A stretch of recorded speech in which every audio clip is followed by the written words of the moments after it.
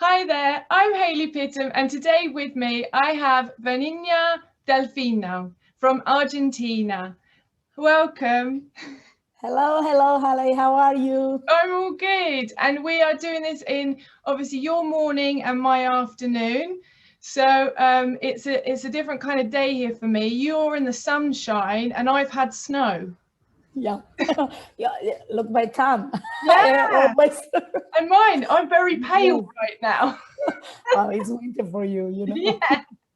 So I'm very jealous. I wish I was over there. But obviously, how have things been for you? You're working at the moment for now with Yeah. COVID. Your pool is open and you're able to teach. How has it been for you over in Argentina with the lessons? Are you busy? Have you got lots of people coming? Yes. Well, now we are really good. The thing is, we were close 8 months. It was really hard for us. I was in Colombia teaching for A.R.E.A. The certification. It was really difficult for me going back to Argentina because the quarantine began and I have to travel all around South America to go back to my country in March. Yeah, And we were closed from 20th of March yeah, till 2 of November. So it was a lot of time closed, swimming pool, gyms. I was working a lot with the government because I represent a lot of pools. I have a lot of friends in around the world, for most of them from the aquatic environment. So they gave me a lot of information that it was really useful for our country. And we were the city of Buenos Aires, where I live, that is the capital of Argentina, were one of the last cities to open swimming pools. oh, So it was really hard. It was really hard to make the government to understand that it's really pools are safe, pools are part of the health, and we could work together to yeah, make a healthier community, and be strong for face the virus. yeah, So now, from the 12th of November, I am working a lot because I decided we work in small groups. We yeah, work almost the classes more sold are 12 people, 12 pupils in my pool. That is a small one. yeah, I have only the swimming pool. Is not. I have no gym, not nothing. It's like all just the swimming pool. And my lot of my clients came from the therapeutic background, yeah, background. Yes, they. I have a lot of seniors. I have a lot of kids. I yeah, have a lot of so. I have not people that came here to my pool to be a swimmer, yeah, a competitive swimmer. yeah, It's like they came to be healthy. yes, yeah. We are like a boutique pool, a small one. Um, the thing is that now we are sold out in all the timetables, so it's really good for us. Yeah, We are a little bit afraid of being in a lockdown again yeah, because the cases of coronavirus are growing here in my city, because we are on summer, on holidays, so everybody is like relaxing, yeah, the mask, and it's difficult. For me, it was an adventure because I had to work with the sport minister, so I'm the health minister in my city, and it was really interesting to realize that most of the government people doesn't know how we work in the pools. They think that people goes to swim like a competitive swim and nothing more, and we are crowded like in a gym, and really the concept is different. that So that's so interesting that you say that, because we know that we almost get that vibe from them that they really don't understand what we're doing. I mean, some of us are even almost complaining about our managers or our owners of our centers even having that same mindset. but the government to have that mindset, yeah, they need to be shown the way. They need to be shown what we're actually doing. Yeah, one of the things I have to do, I took the sport minister from my city to my facility and show, okay, this will be the protocol, how we are going to manage, what kind of clients we have, because one of the things that we have is we have no schools all 2020 in my country, because class began in March and were closed. So it was, the kids were really one of the things that the government of my city needs to take care. So I was working with the sport minister and then with the education minister, because they think that, I don't know how to say, the summer camp, like you say, the summer camp. Summer camps, yes, we have a lot of public summer camps that depends on the government. Wow. So I want them to make a bubble protocols for work, because they are massive. They have, I don't know, 1,000 kids. So they need to organize, because my city have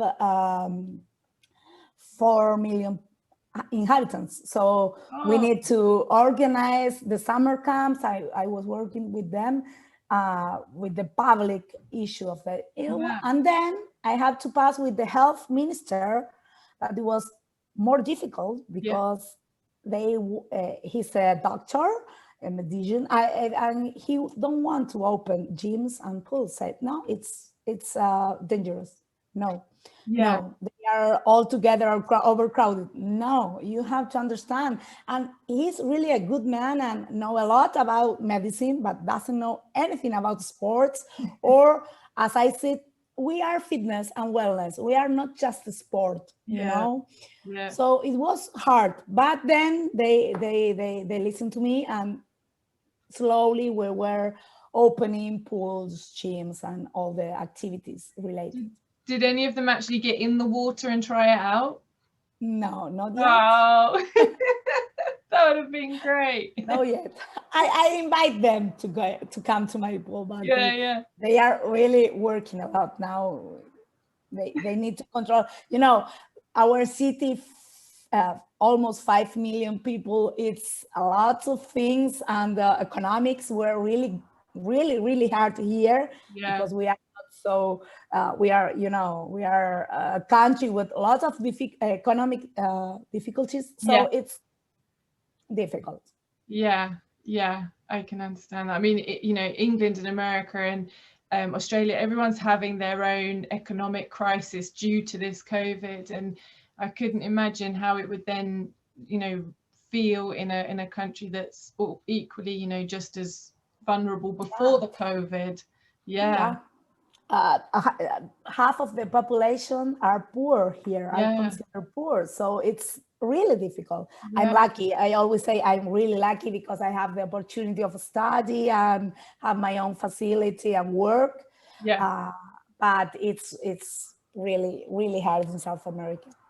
So what's people's perception of aqua aerobics in, well, I want to say where you live, but I actually want to say almost in Argentina. How do they perceive aqua aerobics to be? Well, we were changing, you know. I think aqua aerobics, we call here now aquatic fitness. At the beginning for us was aquatic gym. Now gymnastic. Now it's aquatic fitness, because we are trying to make an idea that is not just body, it's mind and body and health, everything together. The big picture. But now most of the people are seniors that attend to our classes. Of course, we have a public program that is free for people that it's retired.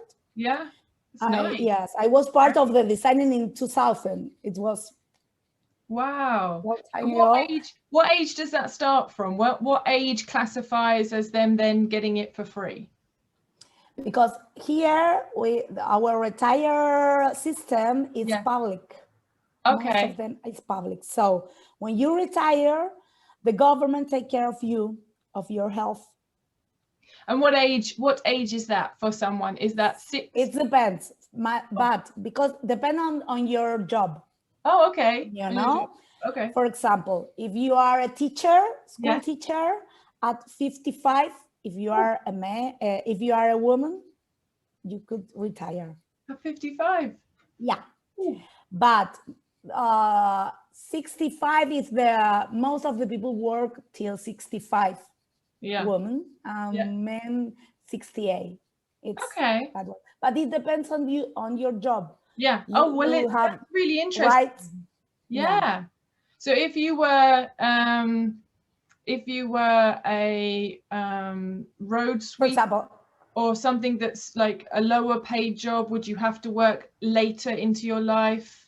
But if you have a job that earns more money, you can retire earlier? It's not with the money. It has to be with your type of job. For example, I am lifeguard. Yes. As I have a risk job, I could retire at 60. Okay. You know? Yeah. It depends. School teacher here are considered people that are under stress all day long because the kids and everything. So and they are not so well paid here.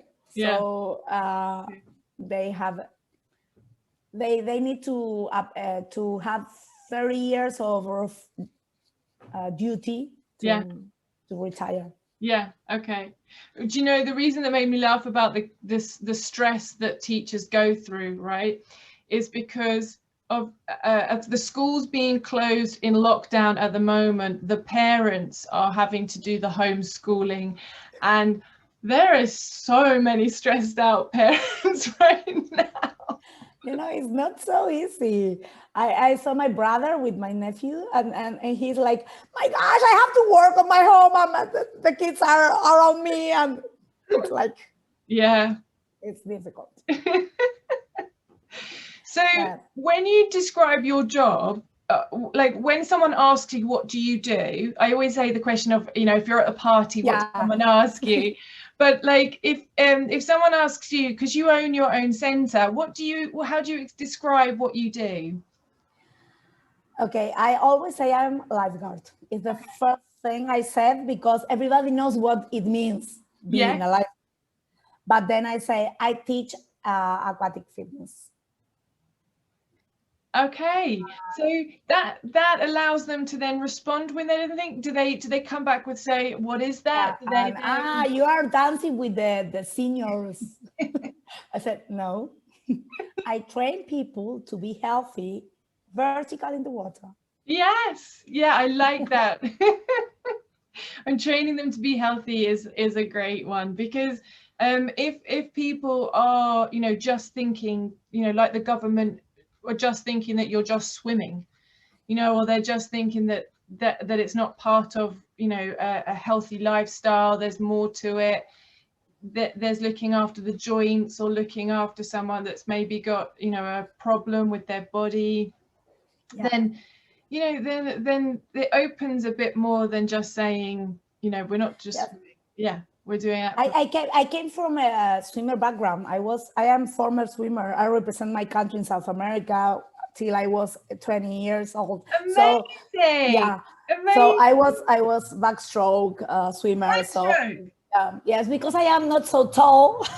So it was at in my times I was good enough, because nobody wants to swim backstroke because they hate. I really love it. So I have some chances to go to South America and represent my country. So it was amazing. Well, I came from that background. I have studied another faculty. I am chemical engineer also. Oh wow! Yeah, statistician. I have studied during all my life. That's amazing. So have you even used that qualification? Yeah. I mean, what made you go down that road? That is like totally different.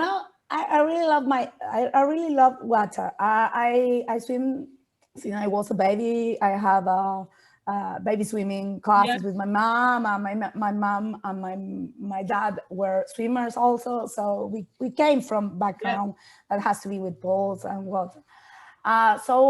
But I have the opportunity of studying one of the best college on my city that depends on the university, on the secondary school. Yeah. So it was like, what are you going to study? I will be lifeguard. No. Why no? Because lifeguard is like, it's not a profession. It's like, Yeah. it's a job, but not a profession. You have to study. So it was like to do till I said, okay, I really love numbers.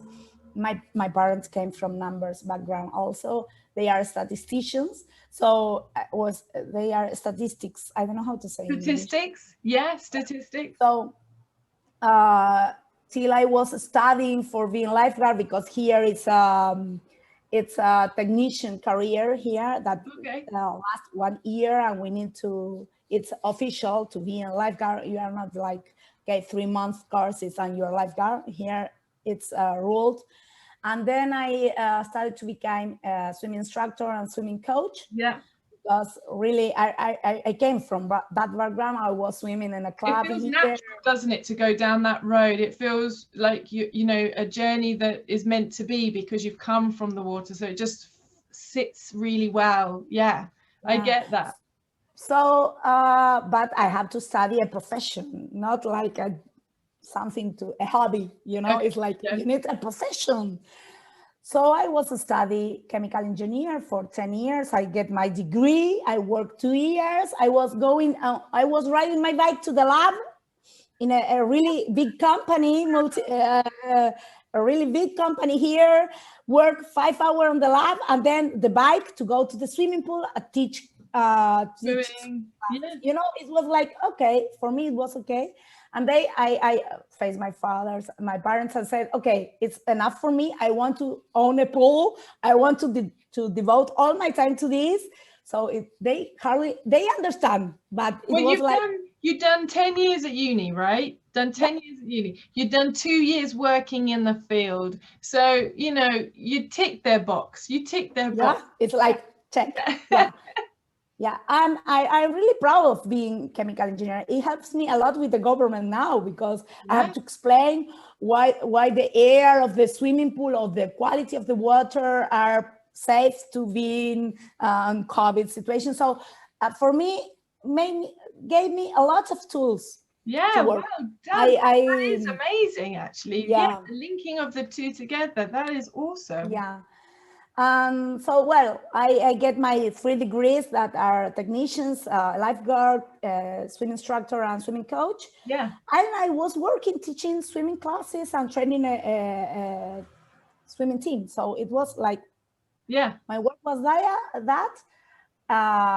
And then I decided to study statistics, because I thought that numbers are really important and we need to research in aquatics. So I just study statistics to make research in aquatics, because I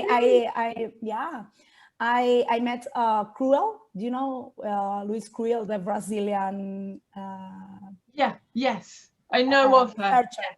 Yeah. Yes, Juan Carlos Colado from Spain.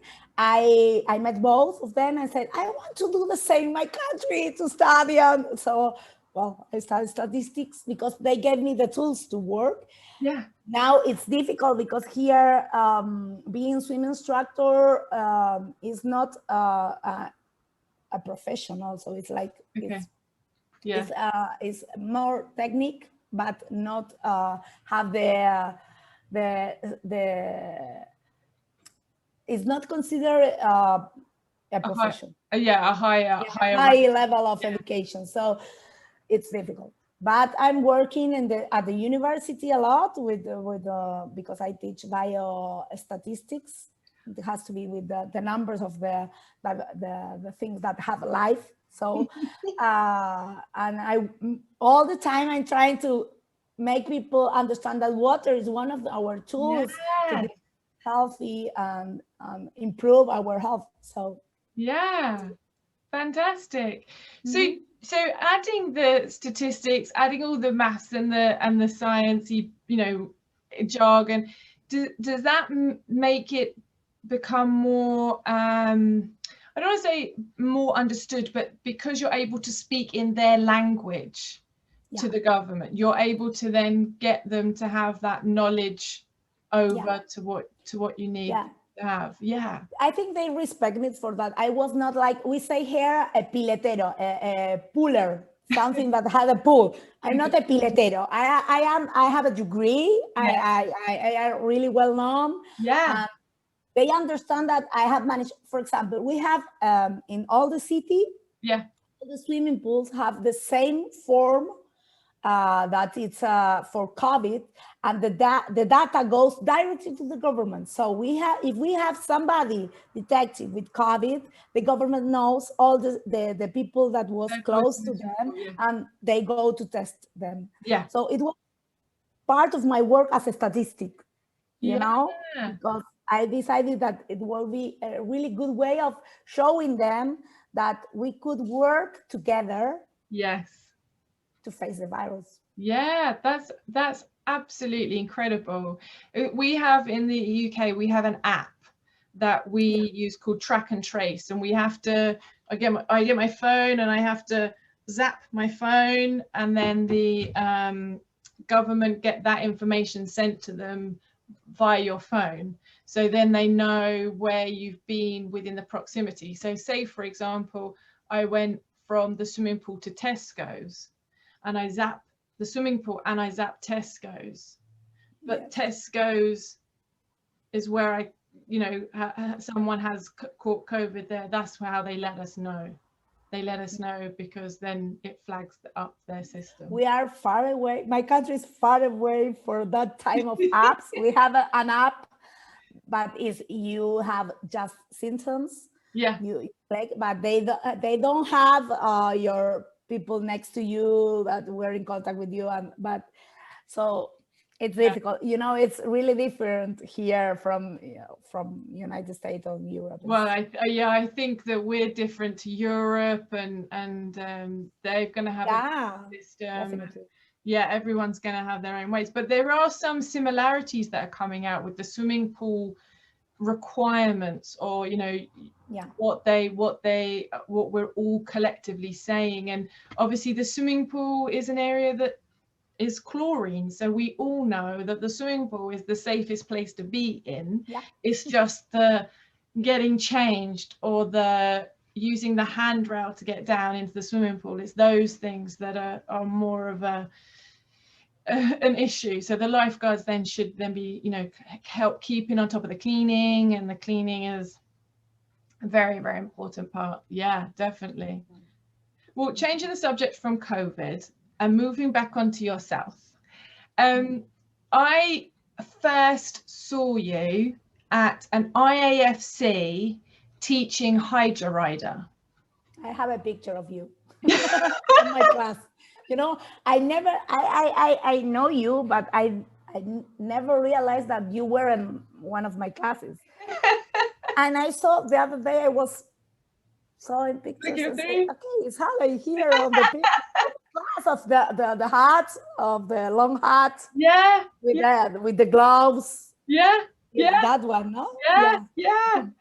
It is funny when I look back at pictures, though, of how many years we have all gone to the conventions and yet actually not met. And that's something that's, even though it's a worldwide thing and we want to meet everyone, sometimes that week just isn't enough to meet everybody. You can't always get round. But going back to Hydra Rider, how did you get involved with the whole bikes and the system of that?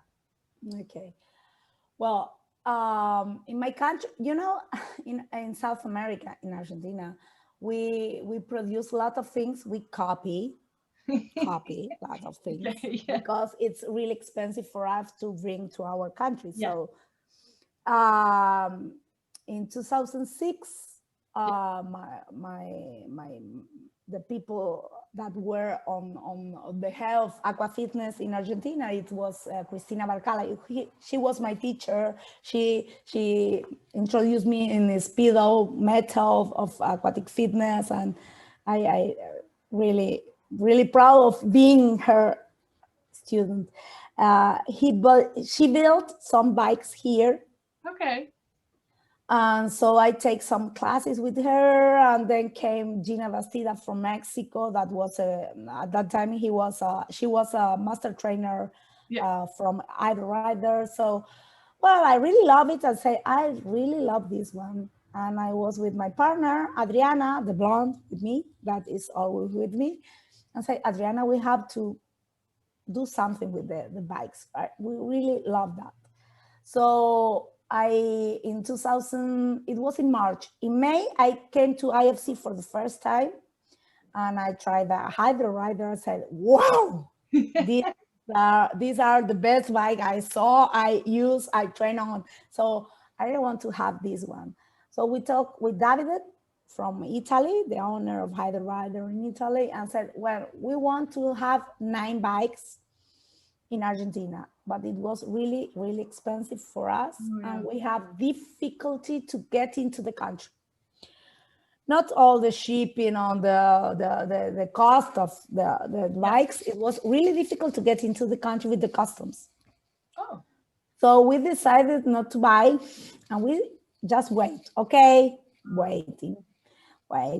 So as I am a chemical engineer, I understand of design. I traveled to Brazil, met Hydrobike, that is a company that produces in Brazil bikes similar to A.R.E.A., not the same quality, not the same. And I buy one. I bring on my luggage. It was like, what's that? It's a bike for my knee. I need to have to do rehab. So I need okay, go. So I enter with the bike like. I was going to say, in your hand luggage or in your suitcase? Yeah. No, it was a package, but it was like my luggage. It was my what's that? On the X-ray. What's that? It's a bike. For what? I have an injury, so I need to do rehab. I bought in Brazil. Okay, it's for rehab. Go. Yeah. So I get into Argentina. I contact something that work with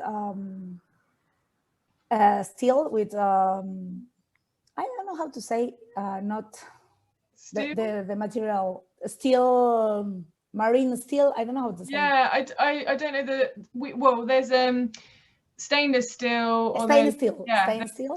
Yeah. So I contact somebody that works with that and say, okay, we could do this and try. So we built 10 bikes. Wow. 10 bikes. All my savings are on the first 10 bikes, mine and Adriana. So we decided that it's good, 5 for you, 5 for me, and our pools, and we tried, and we began to take all the courses that has to be with hydrobike. Yeah. The A.R.E.A. We follow a lot of Georgia and Roxana that were our master trainers. It was like, okay, every course we have from bikes, we were there. Yeah. Workshop, there. I began to travel a lot just for following the bikes and the teachers. So then a lot of people saw pictures of me teaching with the bikes in Argentina. Say, wow, have you got the bikes? Can I bought it? Yeah. So I saw my 5 bikes. Wow. And then I said, okay, we have to build more. And then we organize a company. So we have Water Cycling. That's our own company from bikes in Argentina. See, we have, but we make the patent here in Argentina. Yeah. They are not the same quality of A.R.E.A. No, they are really less quality, but it's a good quality for South America, you know?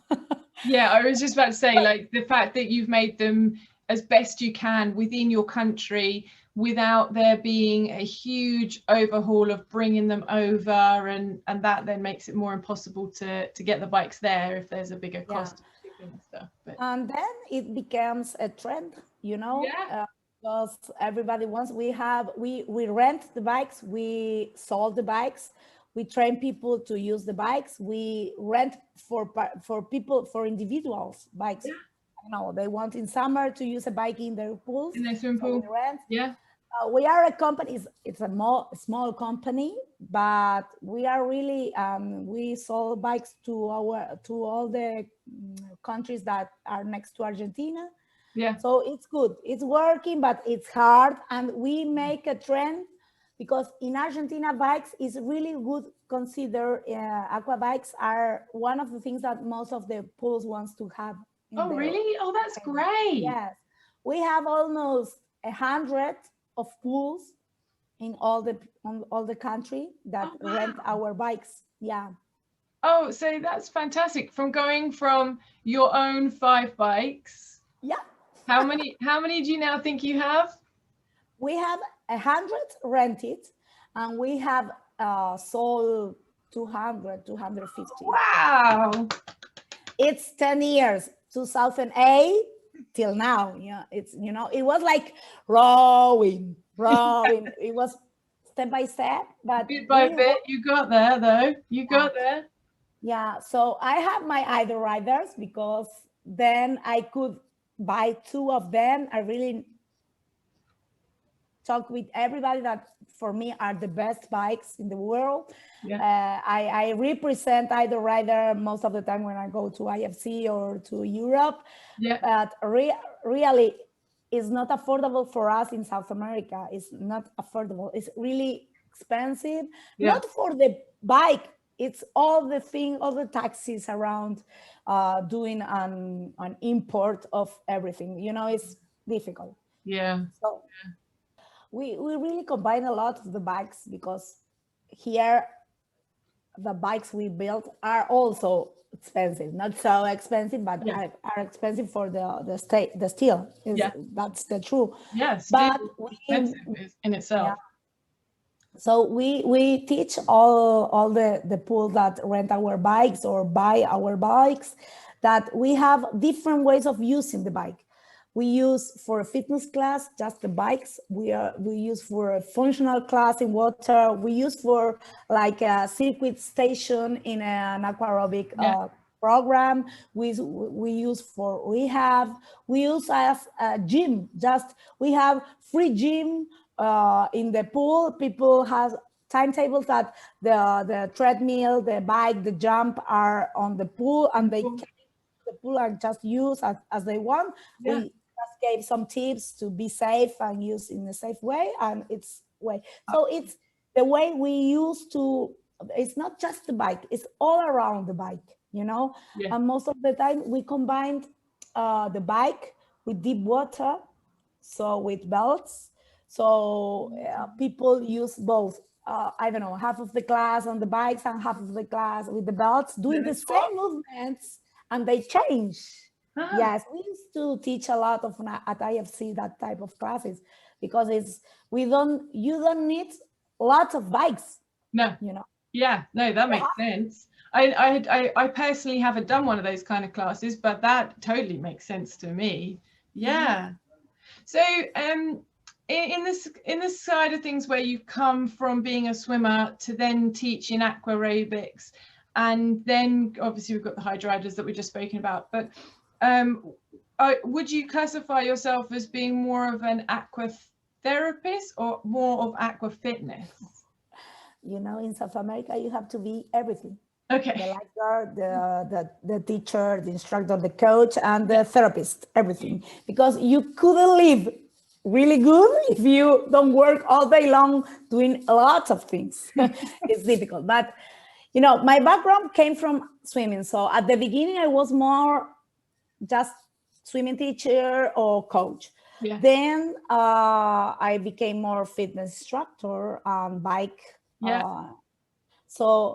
And then now I was listening your mom in an interview today in the morning, early in the morning, just for being with the pronunciation of British English.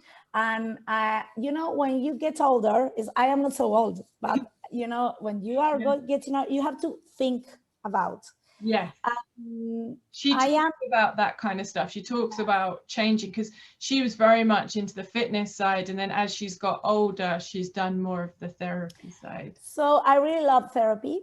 Yeah. I am a physiotherapist, but I have learned Haylley, Gas, Watsu, craniosacral therapy. I took all the courses. Yeah. So A.R.E.A. So for me, I have the pleasure of meet Johan Lambeck, Harold Dahl. He was at my home teaching. Yeah.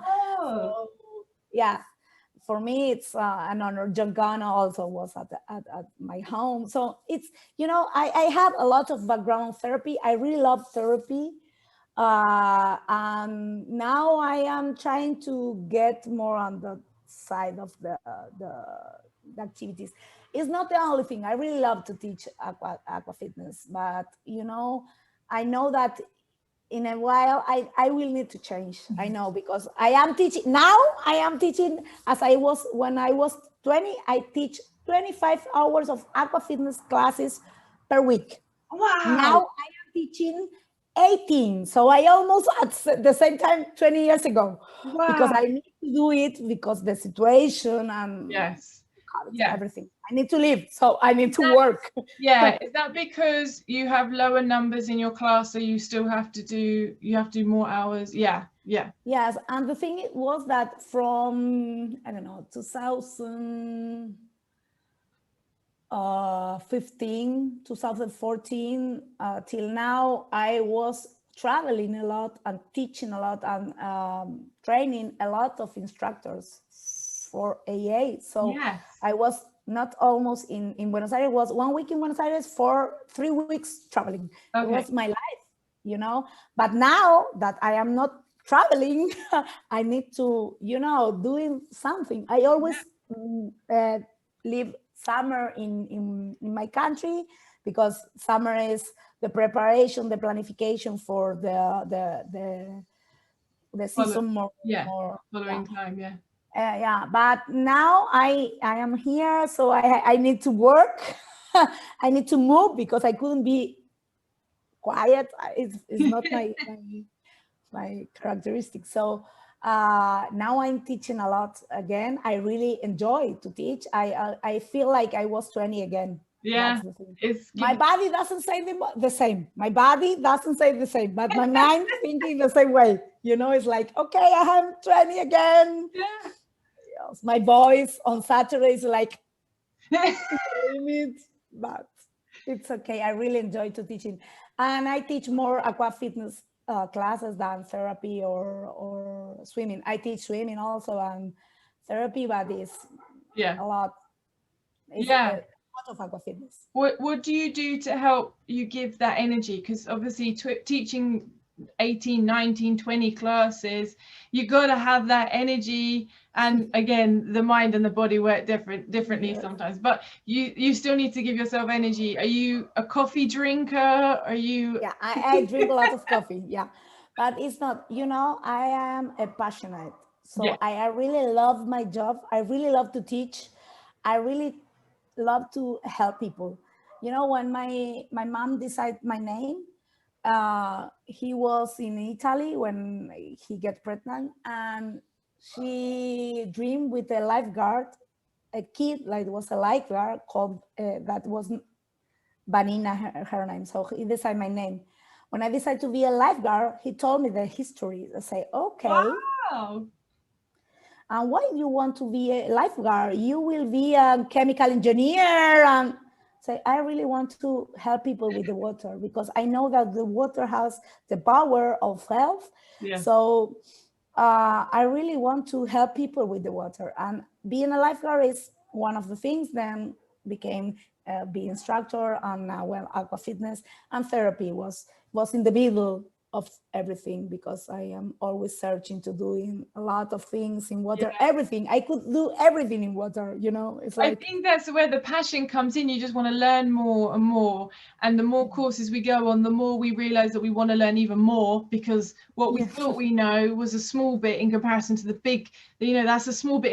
Then we got a next level, and then you realize that actually that was just a small bit. And then there's another, you know, so yeah, you learn, constantly learning and updating yourself. And yeah, that's fantastic. And you know, one of the things, when I was working as a chemical engineer in a lab. I was in a lab in front of a computer. Yeah. I have no social contact, and the water makes a lot of social contact. One of the things I discovered, that when you are in an aqua fitness class, you could, it's hard for us, for the instructors, but you could talk with your partner. In a swimming class, you just stop, Yeah.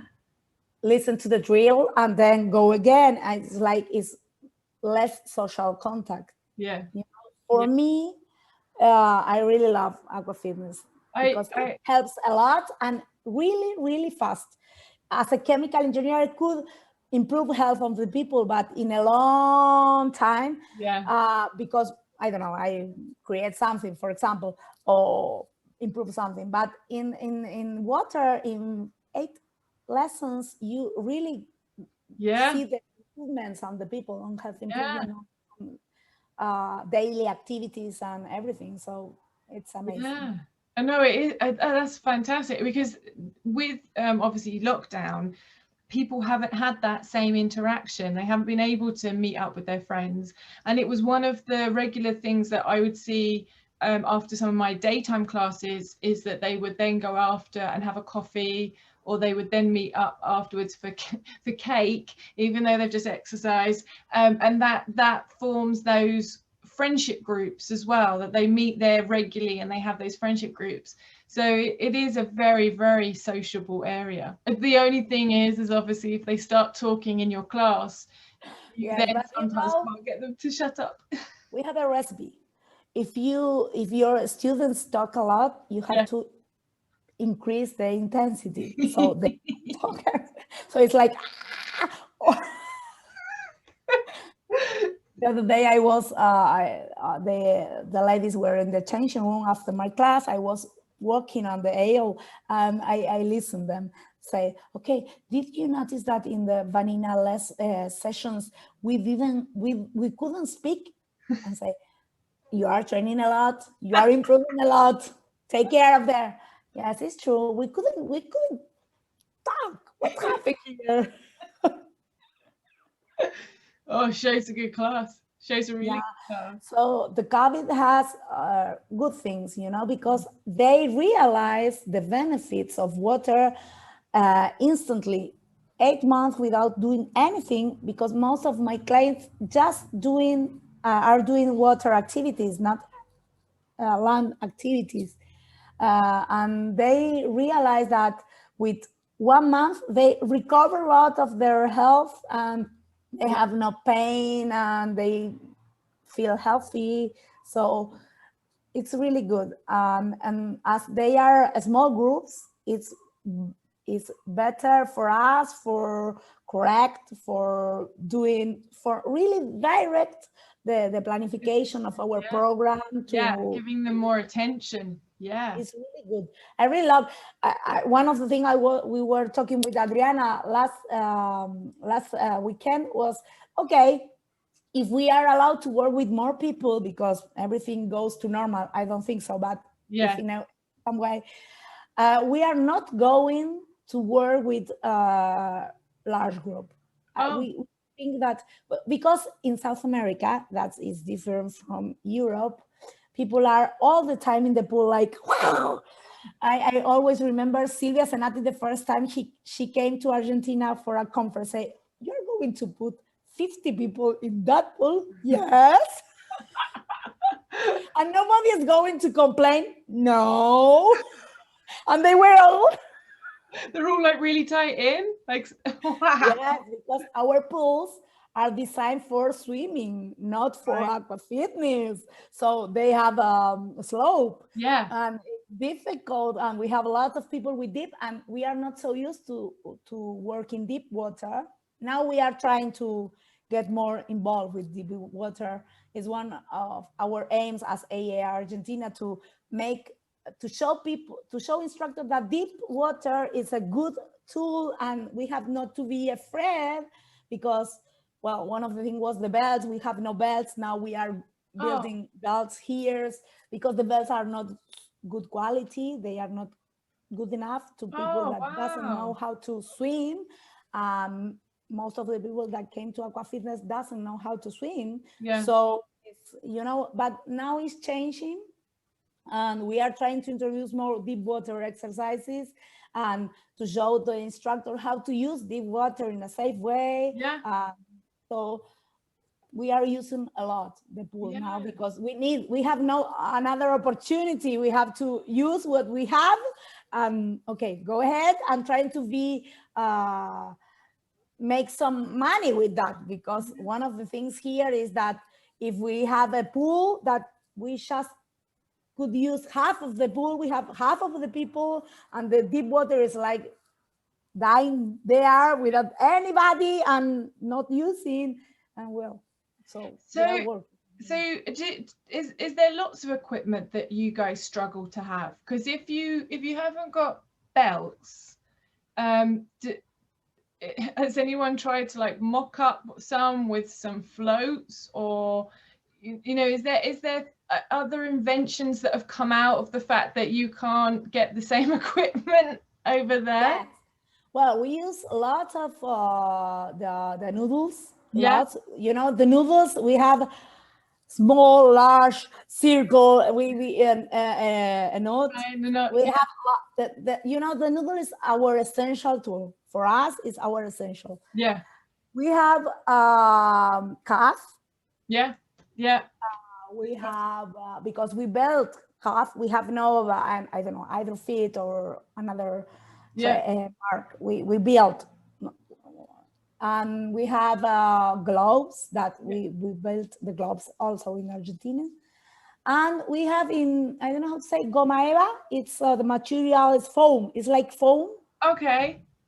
We have some similars to the Aquafin, similars to the Aqua Strength. We copy everything in Argentina. I mean, it is a really interesting thing, because I suppose I hadn't even considered how different it was going to be for you to get the equipment in, and how it's then a challenge to then create different equipment. So like, for example, Linda and myself have created some different, well, Linda's been the primary person. She wanted to have some neck collars, and the neck collars that she's using are a combination of neck collars that have air, so you blow it up, so it's got a bladder inside it, and some that have like little polystyrene baubles in them. And then she's created these other, like, they're like baubles, but they're not polystyrene, because polystyrene changes with the chlorine. So she spent a lot, like a year, trying to get someone to make it, design it, and then make it and test it out, and then the corrections that need to be made. And that took a long time. We now have them, and that's now brilliant, and we can now remake them all the time.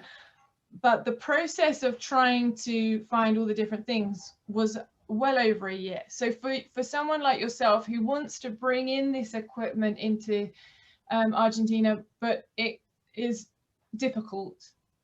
Yeah, you know, well, I am lucky. I have a lot of things, because as I travel, I bring everything on my luggage. The treadmill, the jump, I everything, the bikes, everything was on my luggage. Everybody in the customer say, okay, what's that now? Rehabbing her knee again.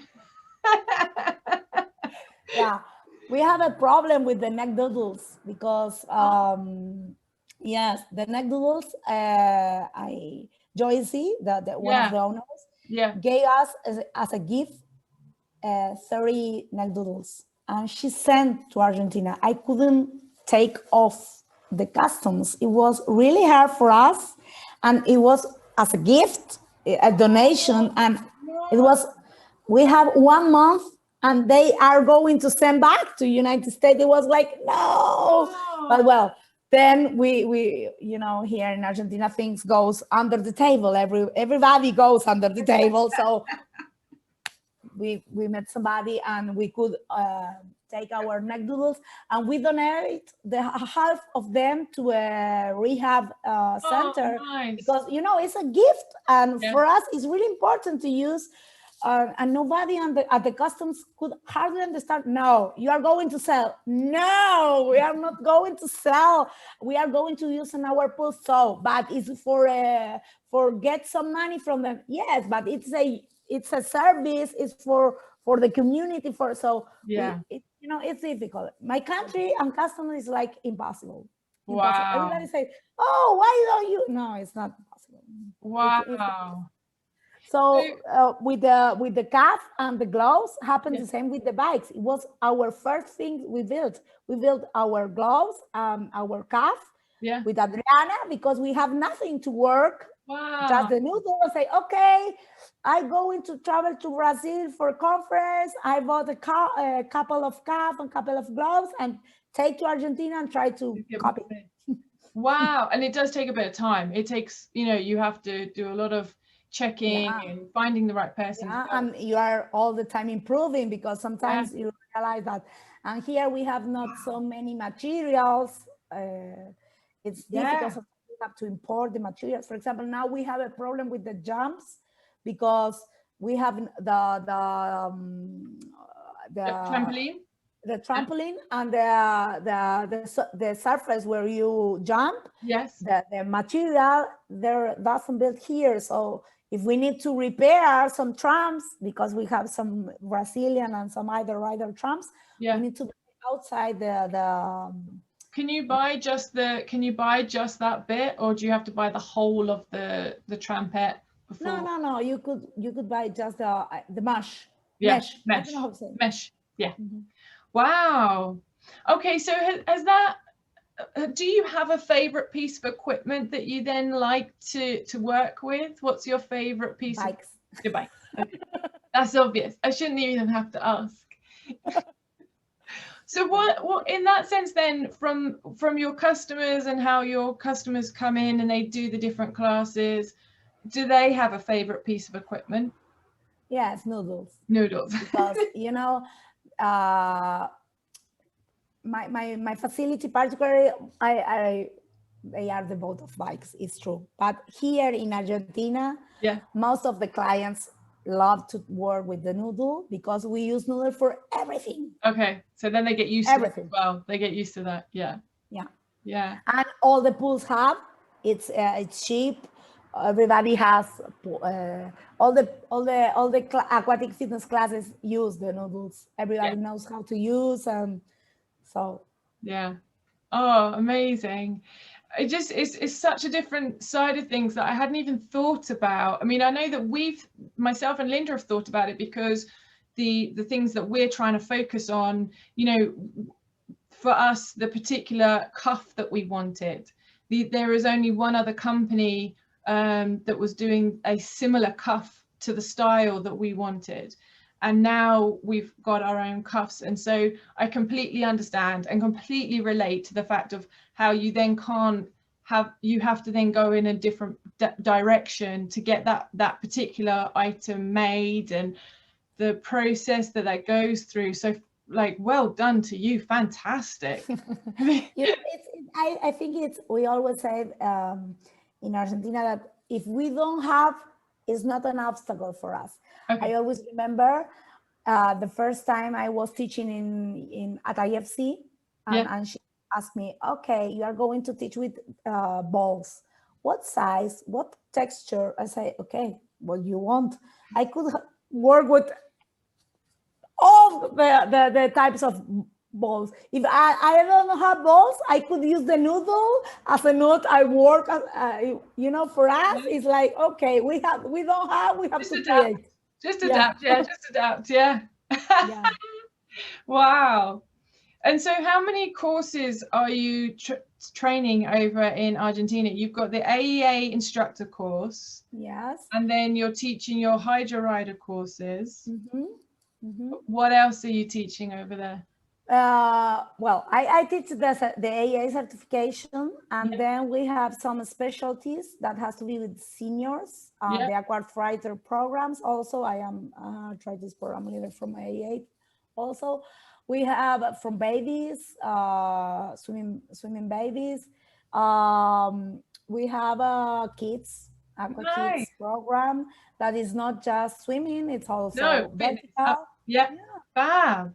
So we took a lot, for us. Laura Rivin was you know, the first time I saw at IFC Laura Rivin's teaching kids class, it was like, wow, I want to do this.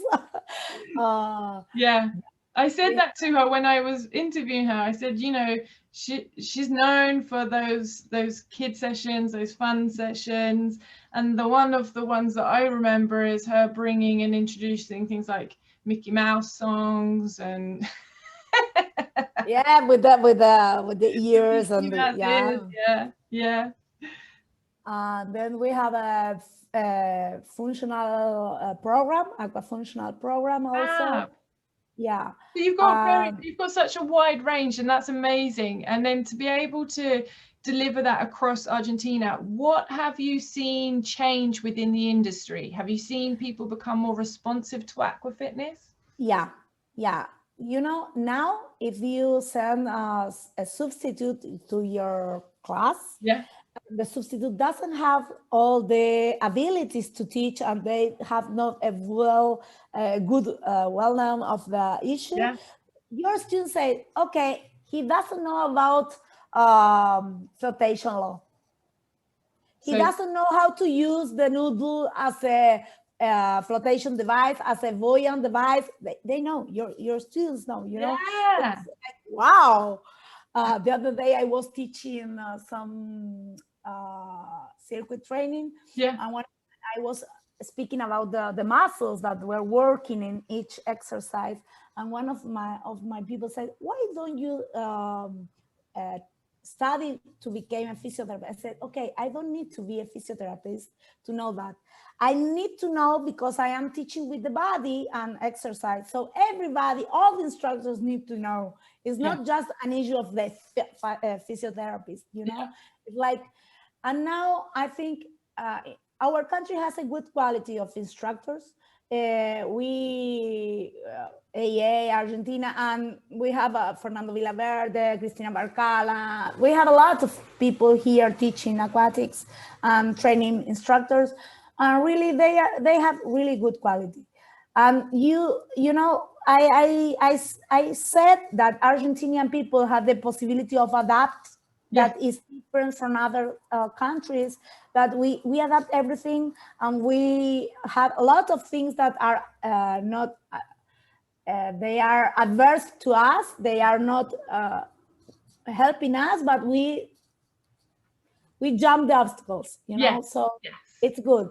There is also instructors that need to improve their teaching also all the time, but I think here is really responsibility because the students know a lot. You know, we have almost 30 years of aqua fitness here. There is 20 years I am teaching. I began in 2001 to teach. So in November, I will have 20 years of teaching aqua fitness, and really it's changing a lot. That's amazing. You know, my first class of aqua fitness was with Pedro Franco, a Spanish teacher that was from Speedo Method, and with the La Bomba Latina. It was like something like Aqua Zumba now. And it was like, wow, we were all trainers, or swimming trainers, swimming coach. We were vertical in a swim. It was like, what's that? And it was Will Sweetenham, Robert Strauss, a lot of people from swimming background, and he was a master teaching swimming babies also, but he was teaching in vertical. It was like, what's that? And well, I always remember him because he was the first man on deck teaching like vertical. It was like, wow. Yeah, I mean, that's going to stand out. When some presenters came here, I don't know, Javier or Javi Vergas or Tinoca, they saw people say, wow, look them, that instructor that it's going to grow. Yeah, but it depends on the economics. That's the truth. Yeah. Here is not so good, well paid. Okay. Aqua fitness instructor, you need to work a lot of hours. Is it more than a lifeguard though? No, it depends. You know, a lifeguard depends also. It's not so good pay also. Oh, so okay. Okay. Well, the one we have not similar salary, so it depends. So that's something that I say to, like, if I have a swimming teacher or a lifeguard that is enthusiastic, enjoying the classes and enjoying, and I say, look, come along, come and consider being an instructor, because you're going to at least earn more money being a fitness instructor, you know, being an aqua fitness instructor. As aqua fitness instructor, in most of the pools, you are better paid than swimming instructor, but it depends, because you need to have a quantity of session classes. Okay. You know, it's not like, for example, in Portugal, you could work 3 hours per day, and you have a good salary. Here, you need to work 8 to 10 hours per day to live quiet, you know, I'm okay. Okay, that makes sense. And 10 hours of aqua fitness is impossible per day, you know? So you need to have another tools to be a lifeguard or teach swimming or do another thing, you know? Yeah. So that's our reality. What piece of advice would you give a new instructor? Do it with passion. Yeah. If you don't feel passion, don't do it, because it's hard. Yeah, I like that. I use that a lot. You got to have the passion. You got to want to do it. Definitely. And then the question that I want to wrap this up with is the question about retiring, which is the Linda question. And as obviously you have done a lot for Argentina Aqua Aerobics, what would you like to be remembered for? As the water motivator. Yes. I always think that everybody say yes, I really love to motivate everybody to use the water to get really the better of the best thing of the water to their life. So for me, I want to be remembered for that. Oh, fantastic. Well, I tell you what, I've learned so much on this chat today. I have not only learned more, obviously, about you, which is what I'm here to do, and I love meeting you and speaking about all your different journeys, but I have learned so much about the Argentinian way and how different it is. So thank you ever so much for meeting me. Oh, thank you. Thank you, Haylley. I really do hope that we get to see each other in person at some point. Yeah. And then we get to celebrate your 20 years of teaching. Yeah. How amazing. We'll make sure you celebrate it, hey, because that's a big achievement. Yeah. You know, we have to say, okay, for 20 more years of teaching, because now I think that sometimes my father always says, where are you going to do when you have 50 or 60? Your body is not going to resist all the time on deck and jumping, and say, okay. And then I have learned how to use my body without so and then I realized that sometimes it has to be with the energy, with the A.R.E.A that you show your students. So it's possible. I saw a lot of instructors, older instructors at IFC, and say, wow. Yes, and if they can do it, and also there's different adaptations how you can teach sitting down, you know, so there is different ways, even when your body is not working, as I have experienced previously, when my body wasn't working, I had to adapt and learn, and I had to teach with my shoes on my hands and adapt to teaching without using my body, and we can do it. So I think that when we retire in our 80s or 90s, yeah. You know, I like the Australian instructor, you know. Yeah, Bill, right? Bill is like 91. He's immense. Yeah. Well, thank you ever so much for meeting me today and having this talk. Yes, thank you. It was an honor for us, for me, because, you know, I speak as I was Argentina, everybody's with me here, because I spread the Argentinian vibe. Yes,